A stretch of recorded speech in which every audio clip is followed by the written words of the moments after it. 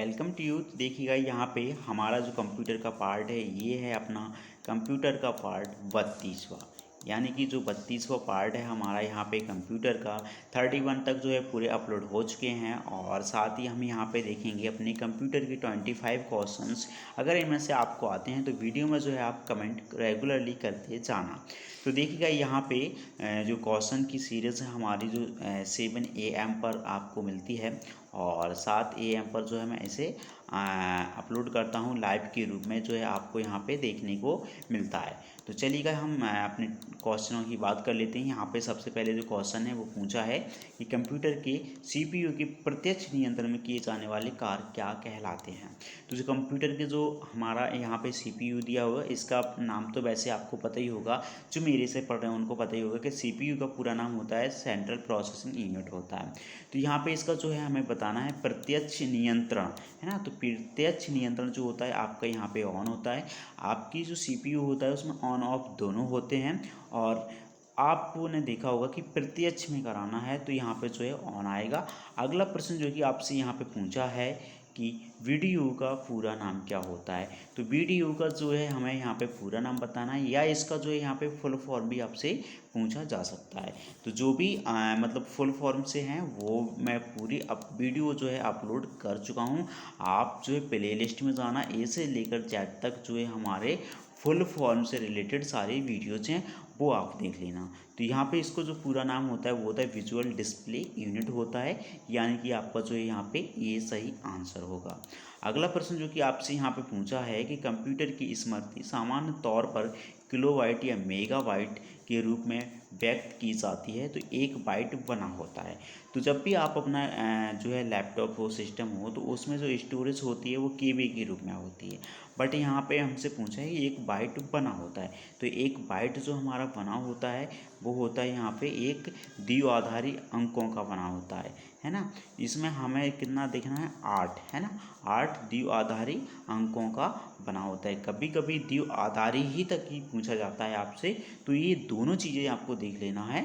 तो यहाँ पे कितना रहेगा अपना 8 द्विआधारी अंकों का रहेगा और कभी कभी ऑप्शन में आ सकता है कि द्विआधारी अंकों का बना होता है। अगला प्रश्न जो कि आपसे यहाँ पे पूछा है कि कंप्यूटर में सिस्टम सॉफ्टवेयर का सबसे महत्वपूर्ण भाग कौन सा है। तो यहाँ पे आप देखेंगे कि हमारा जो कंप्यूटर है उसमें सिस्टम सॉफ्टवेयर आपको यहाँ पे बताना है तो उसका कौन सा भाग होता है। तो हमारा जो सिस्टम है यानी कि सबसे महत्वपूर्ण भाग क्या है यहाँ पे ऑपरेटिंग सिस्टम है। जब कोई चीज़ ऑपरेटिंग नहीं होगी तो वो चलेगा कैसे और वो सॉफ्टवेयर वर्क कैसे करेगा। तो ऑपरेटिंग होना सबसे महत्वपूर्ण है, यानी कि हमारा यहाँ पे सही आंसर होगा C। अगला प्रश्न जो कि आपसे पूछा है यहाँ पे कि उच्च स्तरीय भाषा में लिखे गए प्रोग्रामों को कंप्यूटर अपनी समझ के लिए निम्न स्तरीय भाषा में किसकी मदद से बदलता है। तो जो आप देख रहे हैं कि जो उच्च स्तरीय भाषा उनका जो प्रोग्राम लिखा है तो उसे निम्न स्तरीय भाषा में किसकी मदद से बदलता है। तो यहाँ पे जो है कंपाइलर और इंटरप्रेटर यह हैं ऑप्शन, यानी कि ये दोनों ही हैं। तो सही आंसर हमारे यहाँ पे क्या होगा A और B, यानी कि आपका C सही आंसर होगा। कंपाइलर की भी आवश्यकता होती है और इंटरप्रेटर की भी आवश्यकता होती है। अगला प्रश्न जो कि आपसे पूछा गया यहाँ पे कि रैम किस प्रकार की मेमोरी है। तो ये क्वेश्चंस पहले भी CPCT में कई बार आ चुका है। तो रैम से रिलेटेड ज़्यादा क्वेश्चन आते हैं। कभी कभी रैम जो है आपको इस प्रकार से देखने को भी मिलता है। तो रैम का पूरा नाम होता है रैंडम एक्सेस मेमोरी होता है, ये आपको ध्यान में रख लेना है। ये भी आपसे पूछा जाता है फुल फॉर्म के रूप में, है ना। तो इस बात को आपको ध्यान में रखना है। रैम जो मेमोरी होती है हमारे यहाँ पे मुख्य मेमोरी होती है, यानी कि C, ये यहाँ पे हमारा सही आंसर होगा। और रोम जो मेमोरी होती है वो होती है आपकी बाहरी, यानी C होती है। अगला प्रश्न जो कि आपसे पूछा है यहाँ पे कि कंप्यूटर की मुख्य मेमोरी कितने भागों में विभाजित होती है ना। तो कंप्यूटर की जो मेमोरी होती है सबसे पहले तो आपको पता ही होगा कि 2 भागों में होती है। एक तो आंतरिक कह लो या बाहरी कह लो, एक स्थायी होती है, एक अस्थायी होती है, या हम कह लें वॉलेटाइल होती है, एक नॉन वॉलेटाइल होती है। तो ये जो है 2 भागों में बटी होती है और ऑप्शन आपको किसी भी प्रकार से आ सकता है। तो सही आंसर हमारे यहाँ पे क्या होगा B आंसर होगा। अगला प्रश्न जो कि आपसे यहाँ पे पूछा है कि दो कंप्यूटरों के बीच संबंध बनाने की तकनीक या सुविधा को क्या कहा जाता है। तो जो हम कंप्यूटर्स हैं उनके बीच क्या बन रहा है, रिलेशंस बन रहा है, यानी कि एक दूसरे से जुड़ रहे हैं। तो जो तकनीक है उसे हम जो यहाँ पे क्या कहते हैं। तो यहाँ पे देखिएगा जैसे ही हम जो रिलेशंस होता है, यानी कि जो होता है आपका यहाँ पे सही आंसर क्या है, इंटरफेस। इंटरनेट के द्वारा, ईमेल के द्वारा, ई प्रोग्राम के द्वारा। तो यहाँ पे जो संबंध है तकनीकी है वो हमारे यहाँ पे क्या होती है, सुविधा का यहाँ पे नाम बताना है। तो इंटरफेस यानी कि आपका डी सही आंसर होगा। अगला प्रश्न जो कि आपसे पूछा है कि कंप्यूटर की असेंबली भाषा में लिखे गए प्रोग्राम को मशीन भाषा में बदलने का काम कौन करता है। अभी जस्ट ऐसा ही क्वेश्चन आया था, तो वहाँ पे कुछ डिफरेंट था, है ना। तो वो था उच्च स्तरीय कुछ था, और यहाँ पे है जो असेंबली भाषा में है। तो यहाँ पे जो है सही आंसर आपका क्या कहलाएगा, यहाँ पे जो है असेंबलर कहलाएगा। आप भाषा में बदलने का काम कौन करता है, तो वो है असेंबलर, है ना। अगला प्रश्न जो कि आपसे पूछा है यहाँ पे कि कंप्यूटर में पावर सप्लाई सिस्टम में प्रयुक्त एसएमपीएस का अर्थ है, यानी कि इसका जो है यहाँ पे ऑप्शन के थ्रू देखो, तो जैसे स्विच मोड पावर सप्लाई है, सर्विस मोड पावर सप्लाई। तो इसका जो है पूरा नाम क्या है, यहाँ पे ये पूछा गया है आपसे।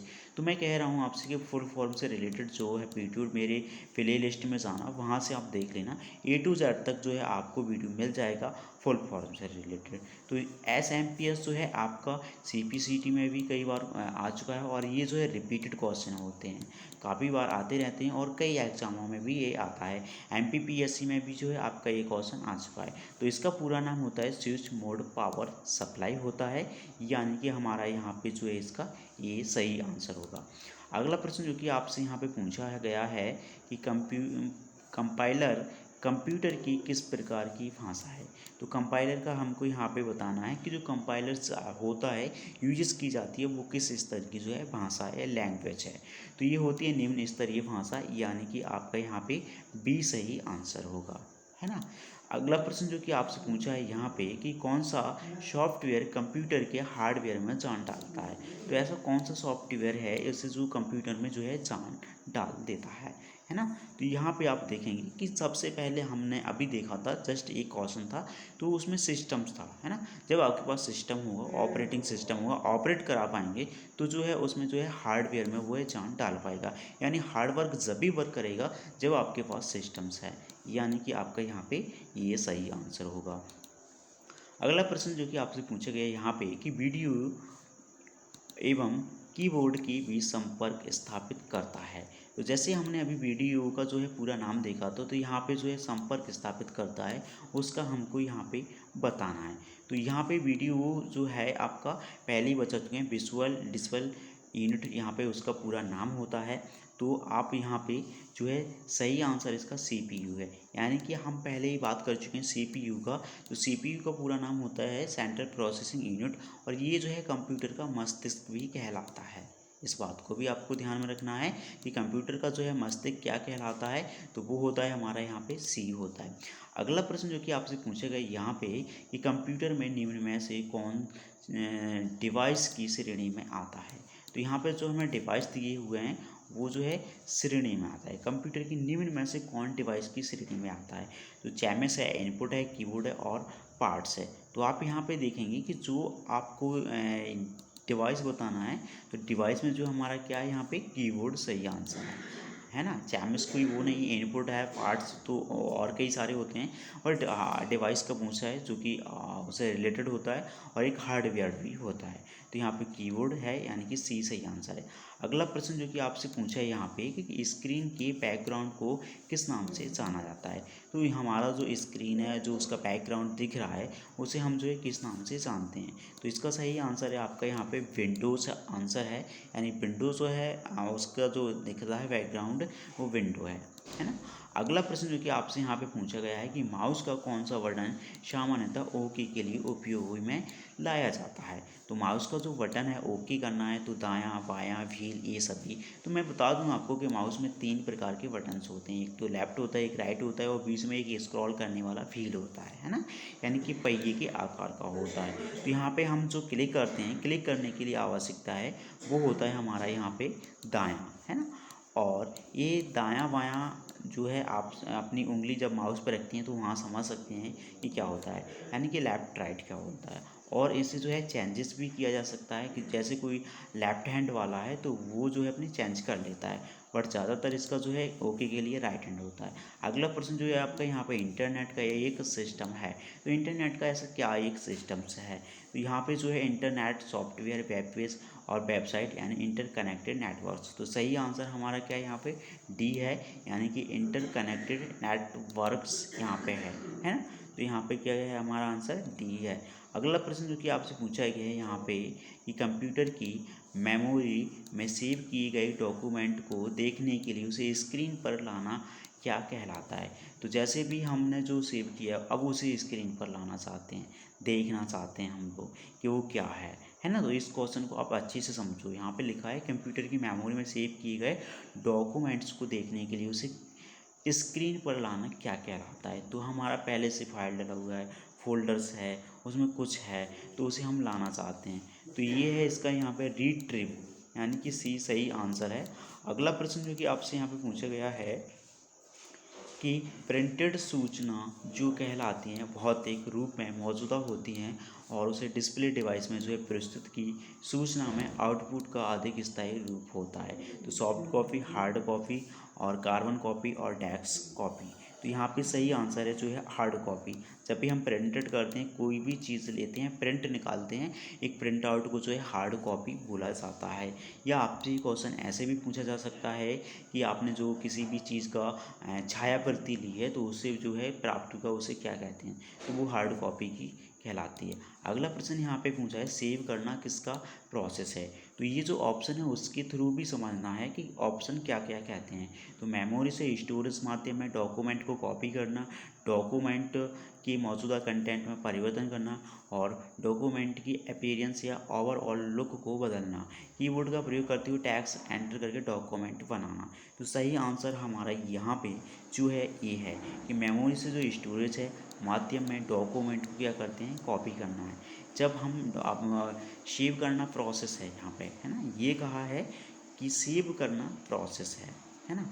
तो यहाँ पे जो भी हमारा प्रोसेस है, तो जो भी हमारा यहाँ पे प्रोसेस है वो आप यहाँ पे कॉपी कर लेंगे। कॉपी करके हमारे जो है एक सेव के तरीके से हो जाएगा। अगर कोई भी डॉक्यूमेंट है आप उसमें परिवर्तन कर रहे हैं तो एडिट कहलाएगा, आउटलुक को बदलना है तो भी एडिट कहलाएगा, और कीबोर्ड का प्रयोग करते हुए टैक्स एंटर करना तो भी आपका एडिट कहलाएगा कि आप उसमें कुछ जोड़ रहे हैं, ऐड कर रहे हैं। तो ऑप्शन के हिसाब से भी देखना होता है क्वेश्चन किस प्रकार से क्या कह रहा है। अगला प्रश्न जो कि हमसे यहाँ पे पूछा गया है कि मैग्नेटिक डिस्क या कंप्यूटर की मेमोरी में एक फाइल में सूचना डालने को कहते हैं स्टोर, सेव और शिफ्ट और सेंटर। तो सही आंसर हमारा यहाँ पे जो है ये आंसर है, यानी कि जो हम जो क्या करते हैं स्टोर करते हैं। अगला प्रश्न कि आपसे यहाँ पे पूछ लिया है कि उस कमांड को कहते हैं जो किए जा रहे काम को हार्ड ड्राइव में सेव करती है ना। यहाँ पे व्यू है, ऑल्ट है और सेव है और गो भी है आपका यहाँ पे। तो जो भी हमारा हार्ड ड्राइव में मतलब क्या हो रहा है सेव हो रहा है, तो एक व्यू के रूप में वो है सेव होता जाता है, इसे हम देख सकते हैं। और देखने को अगर हम डिस्प्ले पे लाएंगे तो रिट्रीव कहलाएगा। अभी जस्ट हमने ये क्वेश्चन किया। अगला प्रश्न यहाँ पे